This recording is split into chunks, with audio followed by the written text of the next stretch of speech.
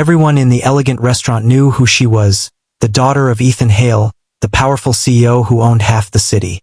But tonight, no one saw her as a daughter. They saw the scar. The long, pale line that traced down her left cheek.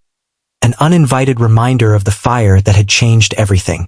Lila walked in quietly, clutching her purse, her eyes down. Whispers followed like shadows. Poor thing. Shame about her face. She should have stayed home. Each word stung, but she smiled anyway. Softly, painfully. She found her corner table hidden near the window.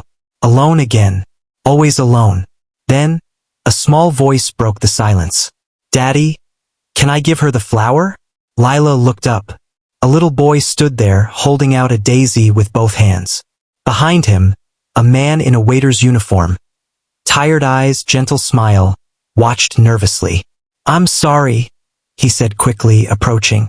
"My son thinks everyone deserves flowers." Lila's heart trembled. The boy placed the flower on her palm. "You're really pretty," he said simply.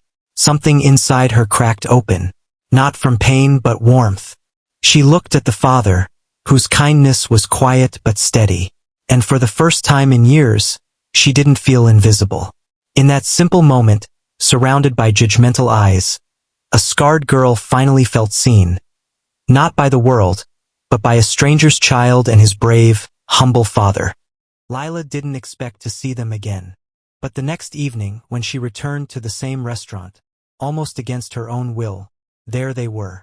The same little boy waving his crayon drawings at her from across the room, and the same waiter offering a shy smile that felt oddly comforting. His name tag read Daniel. When her drink arrived, there was a small note beneath the cup. "My son wanted to draw you happy, Daniel." She unfolded the paper and saw a messy but adorable sketch of her smiling, with no scar. Tears blurred her eyes. When Daniel came to clear her table, she whispered, "You're raising a kind boy." He smiled softly. "Kindness is all I can afford to teach him." Something about those words stayed with her. Daniel didn't have much.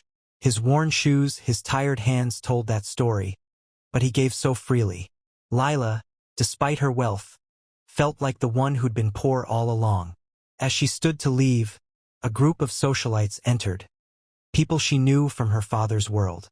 They laughed too loud, ordered too much, and when they noticed her, one sneered, "Still hiding that scar, Lila? Thought you'd have it fixed by now." Before she could respond, Daniel stepped forward. Calm, protective. "Ma'am," he said, steady but polite, "our restaurant doesn't serve cruelty. Please, take your comments elsewhere." The room went silent. Lila looked at him, her heart trembling. No one had ever defended her, not even her own father. For the first time, her scar didn't feel like a burden. It felt like a mark that led her right to someone who saw beauty beyond it. After that night, something changed.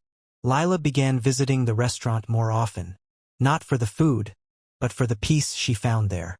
Daniel never treated her like the CEO's daughter. He treated her like a person, someone who could laugh, make mistakes, and be seen for more than the mark on her skin. One rainy evening, when the restaurant was almost empty, she asked quietly, "Do you ever get tired of pretending you're okay?" Daniel smiled faintly, drying a glass. "Every day. But I've got a little boy who thinks his dad is the strongest man in the world. So I keep pretending, until it feels true." He sat across from her then, and for the first time told her the truth. His wife had passed away during childbirth. He'd worked every job he could find, construction, deliveries, finally waiting tables, just to keep his son in school. Lila's eyes softened.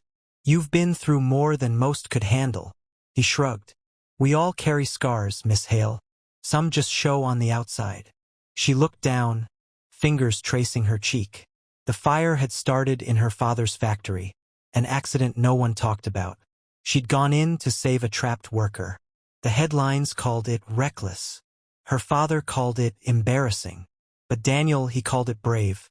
"Maybe your scar isn't something to hide," he said gently. "Maybe it's proof that you have a heart most people could never match." Lila blinked back tears. For years, people saw her scar as damage.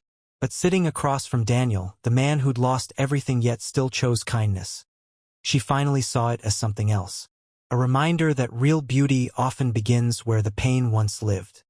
Rumors spread fast in high society, especially when they involved Ethan Hale's only daughter.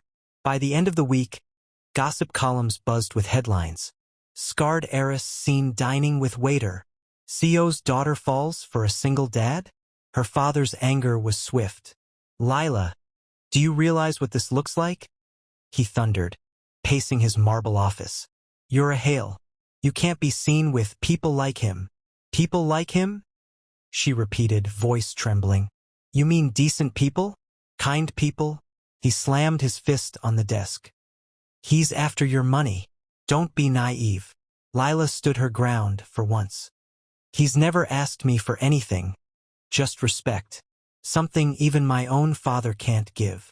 That night, she went back to the restaurant, only to find Daniel packing boxes. Your father came by, he said quietly. Offered me money to stay away from you. Lila's breath caught. And you? Daniel smiled sadly. I told him I don't take payment for kindness. Her heart ached. Why didn't you fight him? He looked up, eyes tired but gentle. Because you don't need more fighting in your life, Lila. You need peace. His son tugged her hand then. Will you still visit us? He asked softly. She knelt down, hugging the little boy tightly. Always, she whispered. As she left that night, rain pouring outside, Lila felt torn between two worlds, the one built on power and pride, and the one built on love and humanity. And though her father's empire seemed unshakable, she knew one truth. The man society called ordinary had already done something extraordinary. He had healed the part of her heart even wealth couldn't touch. A month passed. Lila hadn't seen Daniel since that night, but she couldn't forget the warmth of his words, or the innocence in his son's smile. Then came the annual Hale Foundation Gala, her father's biggest event of the year. Lila almost didn't attend, but as she looked at herself in the mirror, she made a quiet promise. No more hiding. She stepped into the ballroom in a simple gown, her scar uncovered, glowing under the soft lights. Whispers rippled instantly. Some stared, some smirked, but Lila walked proudly to the stage. Good evening, she began, her voice steady. Many of you see this scar and think it's a flaw, but it's not. It's a story of courage, loss, and kindness. She paused, scanning the crowd. A man once told me scars show where love has lived.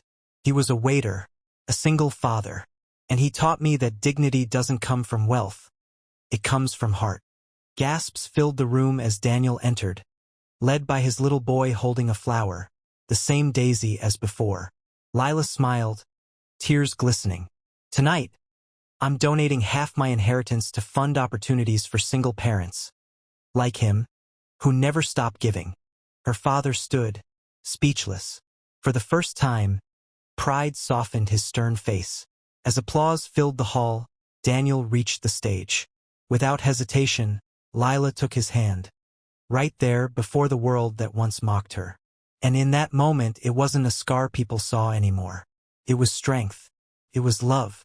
It was proof that compassion can heal wounds deeper than the skin. Because sometimes, the most beautiful thing a person can wear is the hand that chose to hold theirs anyway.